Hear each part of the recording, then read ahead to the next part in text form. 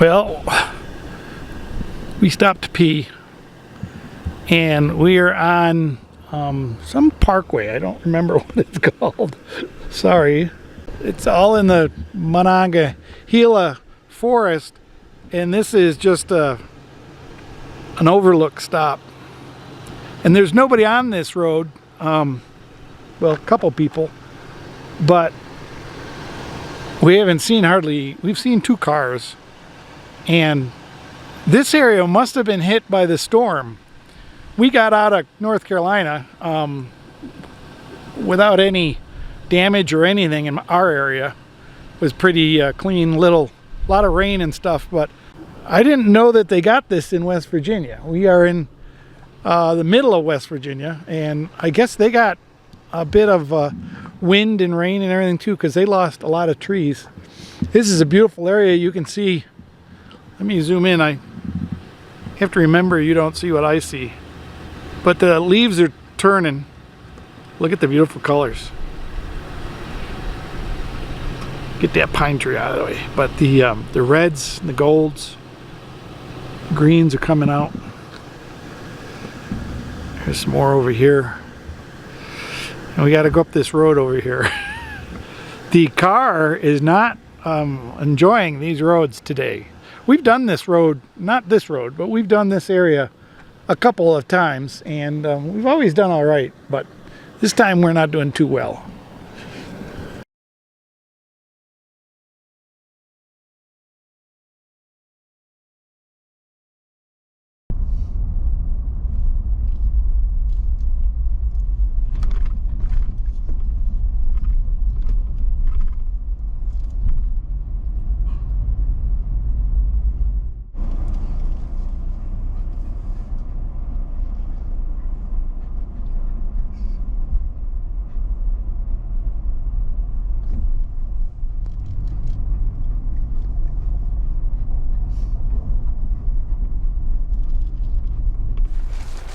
Hello everybody.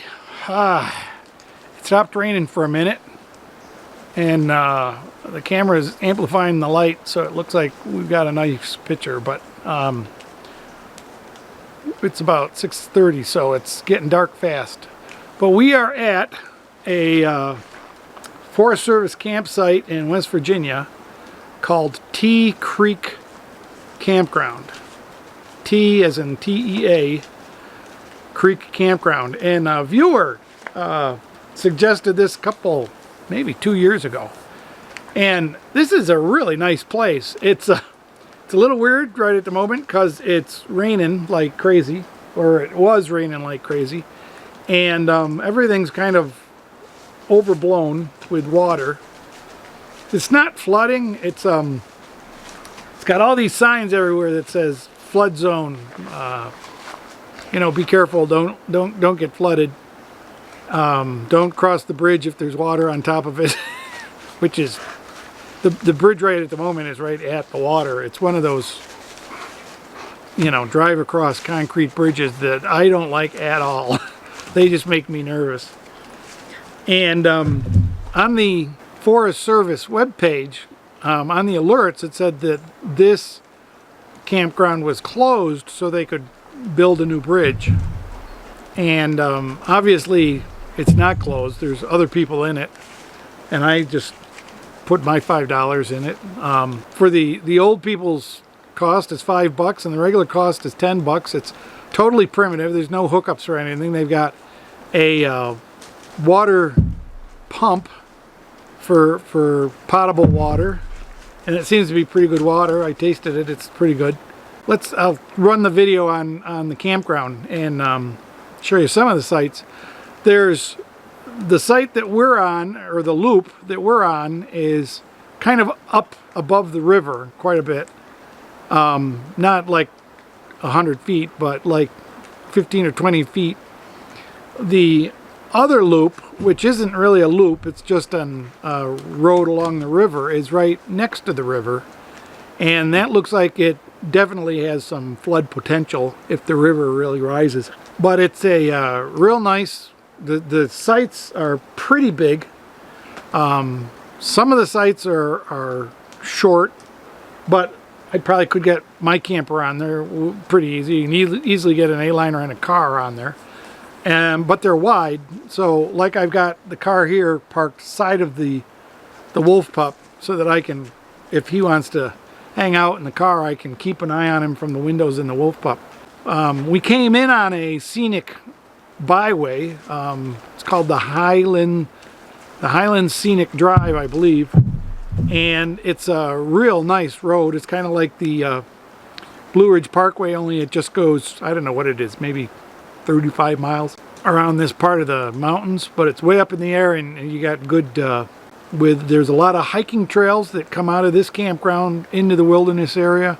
The Tea Creek River has some really good fishing, and of course the whole area has some pretty good hunting.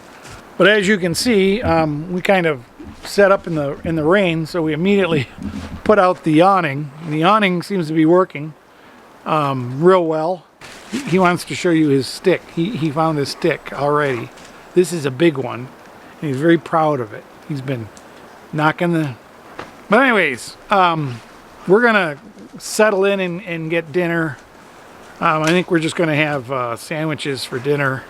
He just ate his breakfast, which was 2 cups of dog food and 2 eggs, so he's fed, and he's almost dry from being in the car.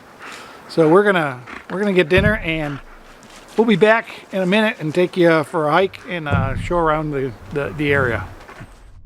As you come across the bridge, you come to the sign-in thing, and you can go left or right. We went left, and up this little hill, we figured that was the higher campground, and this is a big circle, and there's, I think, 17 sites around the circle, and they're fairly big. I mean, they're well spaced. There's hundreds of feet between them. The ones on the left, of course, are on the middle of the circle, and so you're pretty close to the guys on the other side of the circle. The ones on the right are off into the woods, and they're a little soggy because they're you know, they slope down a little bit into the woods, and it's hard to see how good the actual surface is with all the leaves. They were pretty covered up with leaves, and as you can see from the road, it didn't look like anybody'd been in here for a while.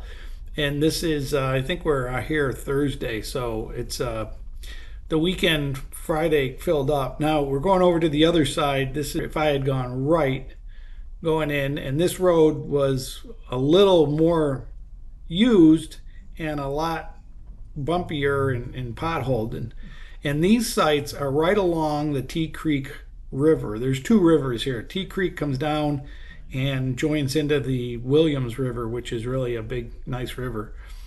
But these sites are right along the Tea Creek River, and I guess it's heavily stocked. So people like to get these sites, and they're right next to the river where they can fish. And this just isn't out and back. It just goes down a ways, and then there's a little parking area here for hikers to go that trail right there up the Tea Creek Wilderness. And so we just turned around and we're pulling the trailer, so it's kind of a tight turn, but there's the river right there. So that's the flood hazard. I imagine so.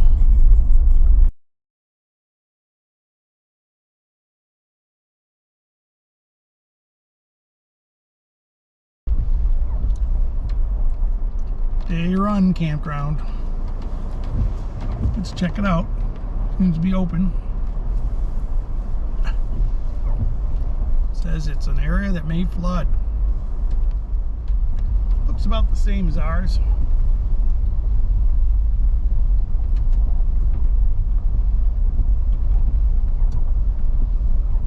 There's 3, 4.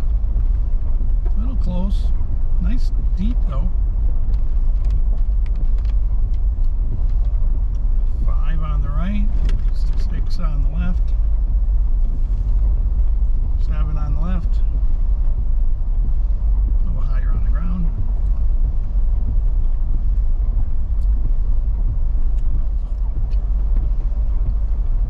Well, there's 12 sites.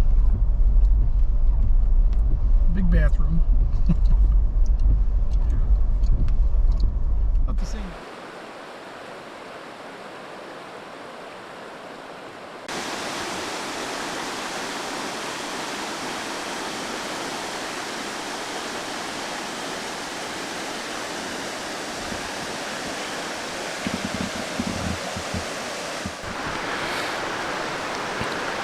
What an awesome campsite.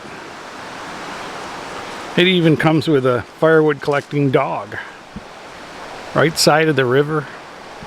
And a great big flat rock to slide down. Oof. Little pool to swim and bathe in. Nice.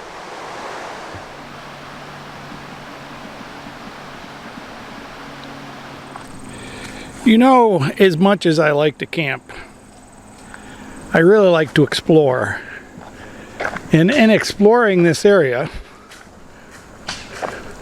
we have come upon the Greenbrier River Trail, which I think this is almost 70 miles.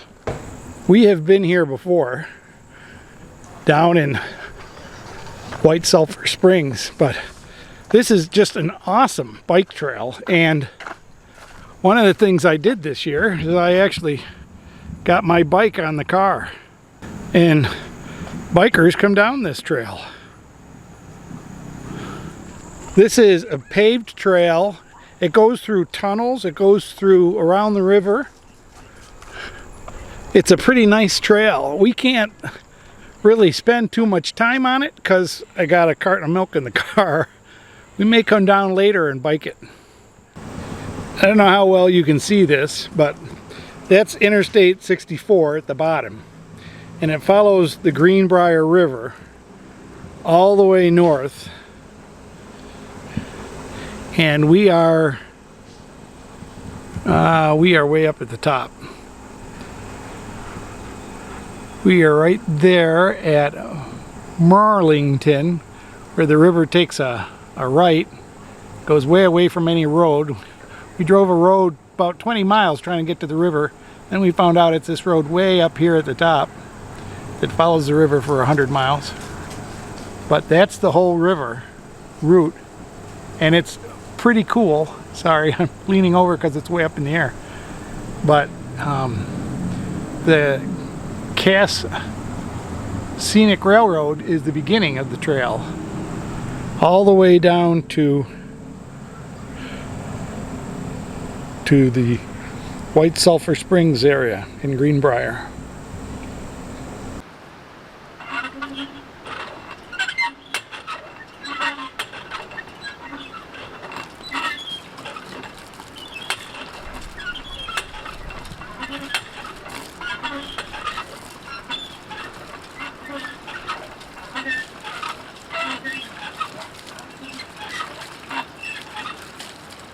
Can't imagine doing this to get 50 gallons of water for a horse trough or something. This is a lot of work. I've decided I'm the only one in this whole campground. I'm going to be here for 4 days.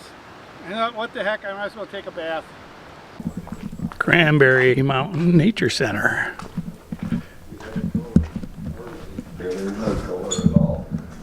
Wow, nice. Yeah, I don't know. I don't think it ever did. It ever poured. I guess that drought. But if it just survived, this is the Cranberry Lake Wilderness. This is the road we're taking, 150. And we're somewhere down here on T Creek, which is actually the Williams River. But we've been up on these. These are high. You can tell the height. But this is the Monongahela. It's a phenomenal forest.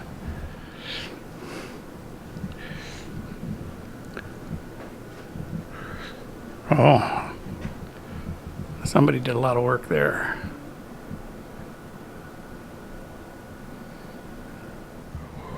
All the little animals that exist in the forest. I gotta get above the glass to get it to focus. Otters are so cute. Boy, this place has a lot of information. All the different trees and fungus and the forest. This is pretty nice. Right around the corner from the visitor center is the Cranberry Glades Botanical Area, and it is a large bog And you're not sure what a bog is, it's a very acidic wetlands, commonly found in the very northern parts in the United States and Canada.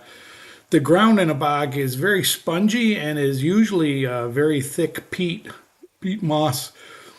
And it is acidic, so it has some very interesting plants, such as carnivorous insect-eating plants. The botanical area here encompasses 750 acres and has this really nice boardwalk that's 3/4 of a mile through. So it's really nice. And we had a good time here, and here's all the peat.